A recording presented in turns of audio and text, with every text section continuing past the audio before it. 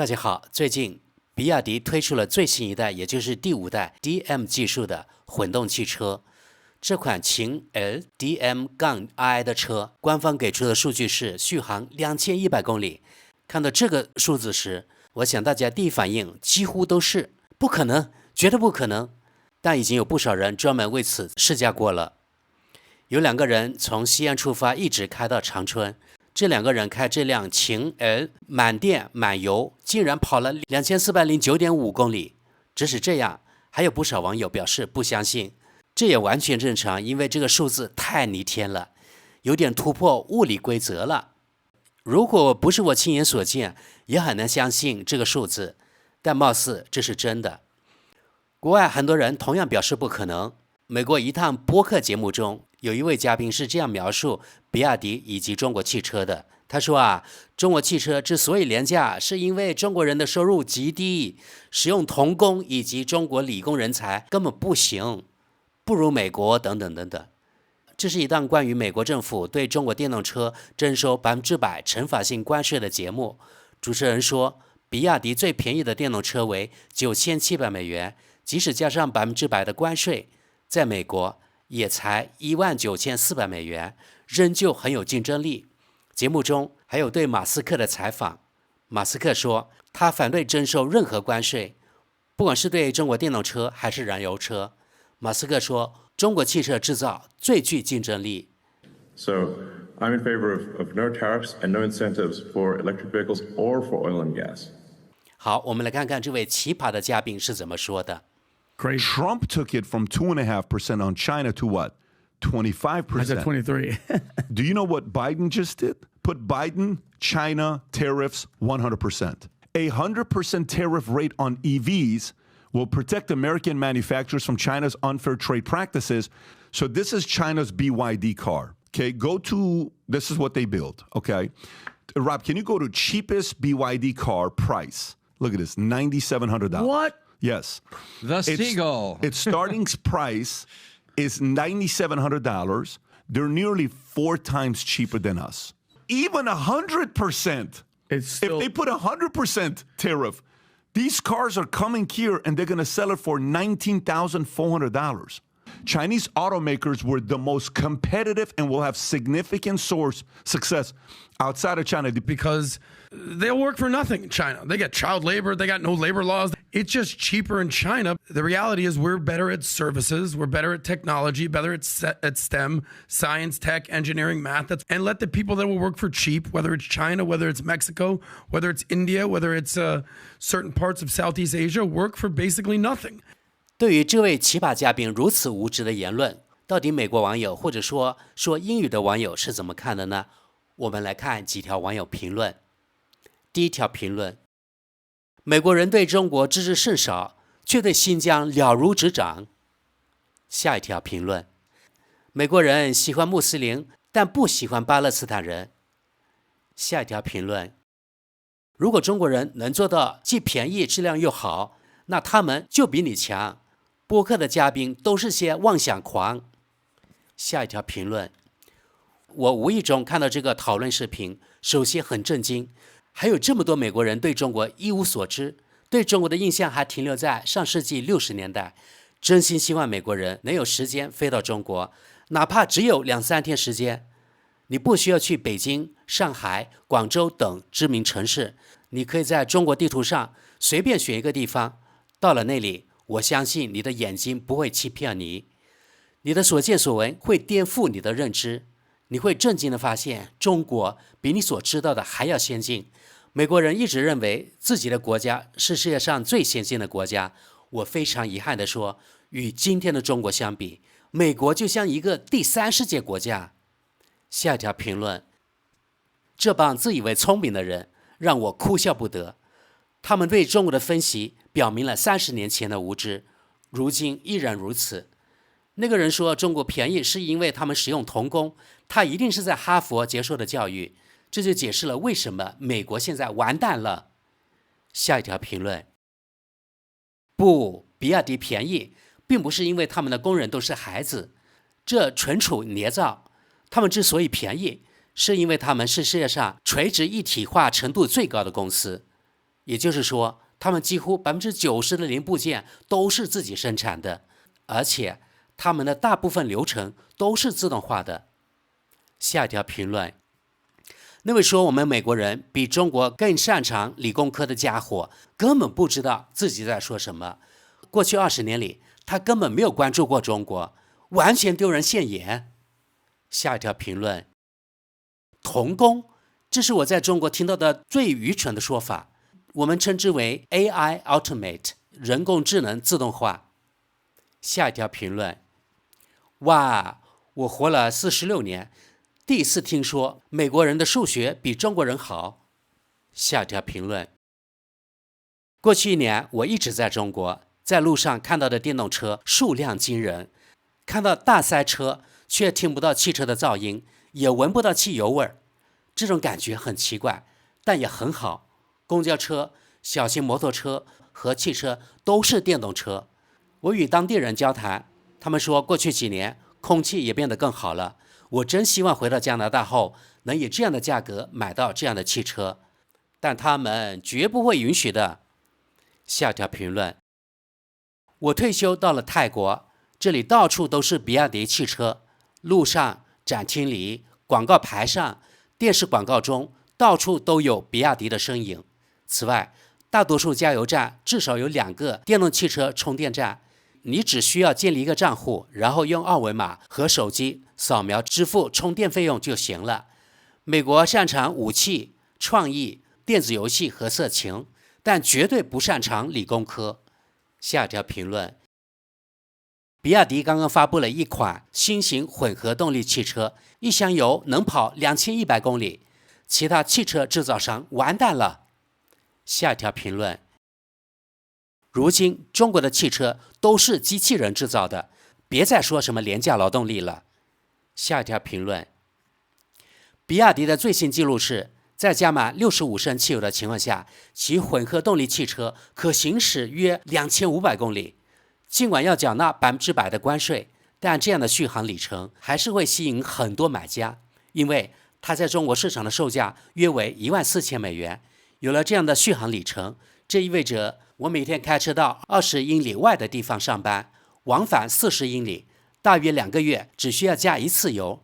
而在加州，以目前每加仑5.3美元的油价计算，每月的油费为40至50美元，比特斯拉等纯电动汽车好得多的地方是，对于那些想到处旅行的人来说，在美国全国各地开车时，再也没有里程焦虑了。不只是其他传统汽车品牌，特斯拉也会遇到很多麻烦。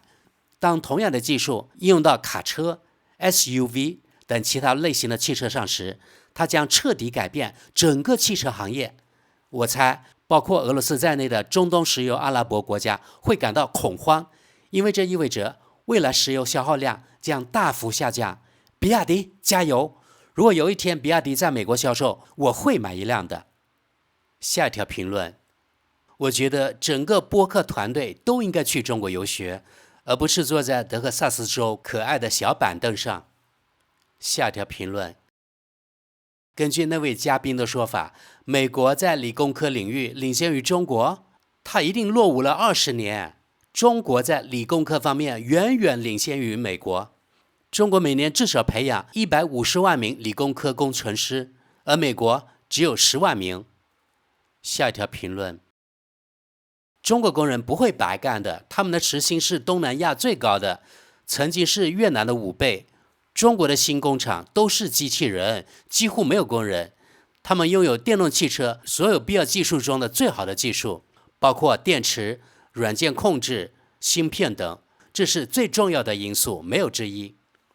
下一条评论，我喜欢一些美国人一听到关于中国的正面消息，就开始说中国有多糟糕。下一条评论，中国开始利用自己的廉价生产力为自己服务，这突然就不公平了。下一条评论，这些小丑去过中国或比亚迪的工厂吗？他们是全自动机器人工厂。下一条评论，这就是我不理解美国人为什么要庆祝对中国电动汽车征收关税的原因。比亚迪等公司生产的电动车性能良好，价格低，续航里程长，为什么你会为他们加了关税后贵了2倍而高兴呢？毕竟关税是由美国消费者来买单。下一条评论，我刚从中国出差回来，我去了深圳、西安和北京，这些城市太棒了，人们很棒，酒吧和啤酒很棒，食物也很棒。唯一的问题是，他们不再使用现金。作为一个外国人，由于我没有中国的银行账户，所以一切都要通过他们手机上的支付应用程序来完成，这很有挑战性。一位中国同事通过他的银行账户为我设置了应用程序，我在出差结束后把钱还给了他。不过我还是很喜欢去那里，是个聚会的好地方。下一条评论，那位嘉宾对中国的看法落后于时代，这让过去5年里去过中国的人都感到可笑。就连去大城市旅游的日本游客都说，与日本相比，中国的科技要方便和先进得多。好，朋友们可以发现，美国网友们，至少是说英语的网友们，好评如潮啊，纷纷打脸那位说中国车便宜是因为用童工的无知又自大的嘉宾。那么对于传统汽车大国德国来说，关于比亚迪这款超级续航混动汽车的消息也相当震撼。我们来看看德国专业门户网站汽车及体育网的报道。比亚迪秦 LDM-i 创续航纪录，中国混动车单次可行驶2100公里。比亚迪承诺新款秦 LDM-i 混动车的续航里程将创下纪录，这款轿车的单次续航里程可达2100公里，但真的有必要吗？德国知识点评，这标题就有点脑残，难道不是续航越远越好吗？难道这作者喜欢每几个小时停车加油？我们继续往下。汽车制造商在推出新车时，满口承诺并不罕见。一般来说，对此类承诺都应持谨慎态度。因此，当比亚迪宣布其全新混动车秦 LDM-i 的总续航为2100公里时，我们应该首先关注实际的相关事实。到目前为止，中国至少已经公布了一些关于 Seal 4.8 米长轿车的有趣细节。这款插电式混合动力车将使用排量仅为 1.5 升、功率为99马力的小型燃油引擎，乍听之下确实像一款经济车型。电池容量惊人的插电式混动汽车，据说中国的 CLTC 测试循环中，汽油动力汽车每100公里仅耗油 2.9 升，是名副其实的3升车。不过 CLTC 与 WLTP 的可比性不如我们以前的新欧洲驾驶循环 NEDC。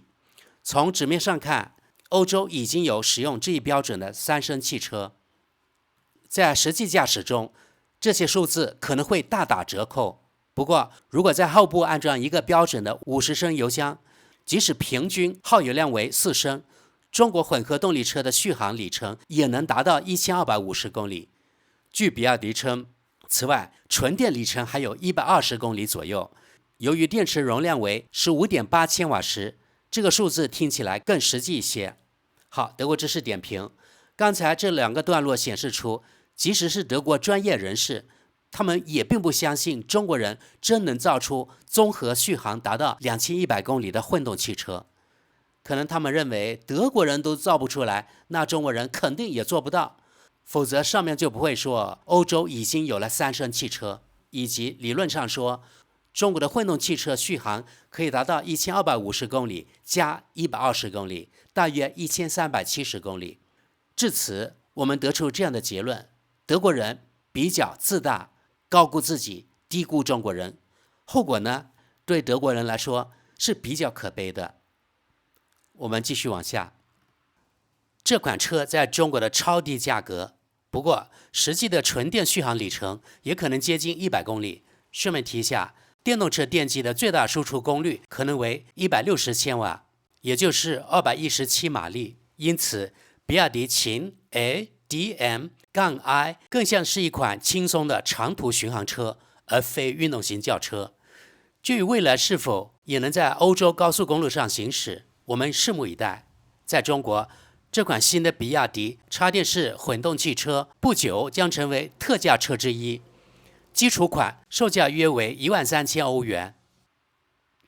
唯一的问题是，如此夸张的续航究竟有何意义？即使假设理论上的平均时速为130公里小时，但在日常生活中这是不现实的。那么在1300公里的路程中，你必须连续驾驶10个小时而不休息，在我们看来，这并不值得推崇。德国知识点评读到这里，我感到非常震惊，这可是德国专业人士写的东西啊！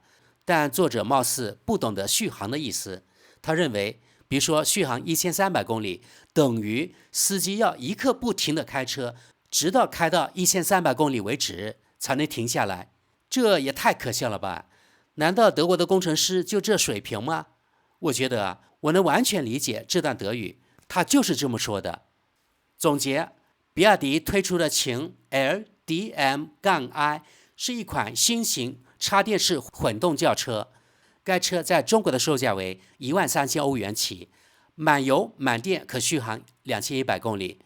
至于是否会登陆欧洲，目前还不得而知。德国《明星周刊》对此也进行了报道，我们来看看。秦 LDM-i 续航2100公里的无尽旅程，比亚迪推出创纪录的插电式混合动力汽车。据说这款汽车几乎可以无休止的行驶。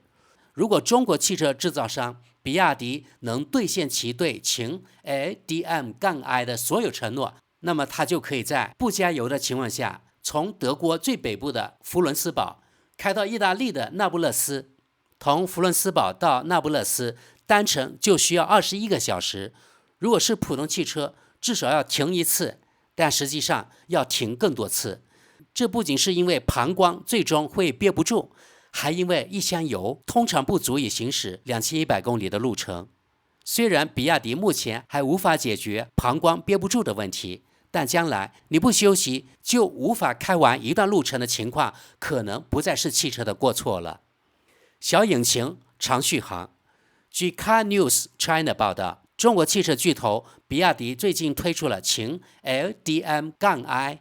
在这款不起眼的汽车中，有2项数据几乎令人难以置信。由于秦 L 仅依靠一个相对较小的燃油引擎，排量为 1.5 升，功率为99马力，但该动力装置由一个最大功率为 15.8 千瓦时的电池和217马力的电力驱动装置提供支持。因此，在满油满电的情况下，续航里程据称可以达到破纪录的2100公里。这也得益于比亚迪为该车规定的极低油耗。据此，直列4缸引擎在中速行驶时，每100公里仅需 2.9 升汽油。据该制造商称，该引擎是通过使用人工智能来实现这一目标的。人工智能会决定何时需要哪种驱动方式。该车纯电动模式的最大续航为120公里。不过，所有续航里程都是采用相当宽松的 CLTC 方法测量的，与美国人采用的更为实际的 EPA 测量方法相比，偏差可达 30%。因此，2000公里的目标很可能只是纸上谈兵。不过，如果扣除 30% 的乐观测量值，秦 LDM-i 的行驶里程仍将略低于1500公里。这意味着，在从德国北部的佛伦斯堡到意大利那不勒斯的途中，秦 LDM-i 将在佛罗伦萨短暂停留。比亚迪秦 LDM-i 售价13000欧元起。比亚迪秦 LDM-i 已在中国上市，其价格也令人吃惊。最低配置的秦 LDM-i 起步价不到13000欧元，而配备大容量电池的 DM-i Excellence 售价约为18000欧元。该车长 4.8 米，宽 1.9 米。内饰设计简约，方向盘和中控台上只有2个显示屏和几个按钮，主要通过中央屏幕进行操控。更高价的款式包括玻璃天窗、各种辅助装置、电动调节座椅以及座椅加热和冷却功能。秦 LDM-i 显然是作为一款长途车设计的，没有特别高的性能。对这款相对较大的汽车来说，马力小的引擎的性能不会有什么奇迹。不过，电动引擎应能实现快速加速。与制造商的新车通常情况一样，该车最初并没有出口欧洲的计划。至于是否会出口到欧洲，我们拭目以待。最后，我们来看一些德语网友的评论。第一条评论：很多网红已经做过测试，该车4天内不必加油，可行驶2409公里。对我来说，每年只需加油4次，真香啊！下一条评论：如果这辆车进入德国，肯定至少要5万欧元。下一条评论：中国汽车现在有足够的技术能力主导全球市场，丰田和奔驰最终会被比亚迪控制。下一条评论：我希望价格能远远低于4万欧元，最好在3.5万欧元左右。这是一款颜值很高的汽车。下一条评论：3.5万欧元左右可能是个合理的价格，尤其是在中国，价格还要便宜2万欧元。比亚迪很可能在欧洲赚取足够多的利润。下一条评论：在中国，它的售价是1.4万欧元，如果在欧洲2.5万欧元以下能买到的话，我会很高兴，否则我会在中国买下它，然后一路开到欧洲。下一条评论：电动汽车的续航通常低于700公里，汽油车为1000公里，1000加700永远不会达到2400公里。开到电池耗尽并不好，遗憾的是，我无法理解续航可以达到2400公里。下一条评论：在中国，这辆车不是2万欧元以下，而是15000欧元以下。中国市场认为，德国和日本汽车的末日到了。好了，朋友们，从以上美国和德语区网友评论来看，确实好评如潮，几乎只有正面的评论，可见网友们的眼睛是雪亮的。如果德国有卖，价格相当于中国价格的2倍或者2.5倍的话，我都想卖一辆。哈哈哈哈。好，朋友们，那今天咱们的节目就到这里了，我们下期见，拜拜。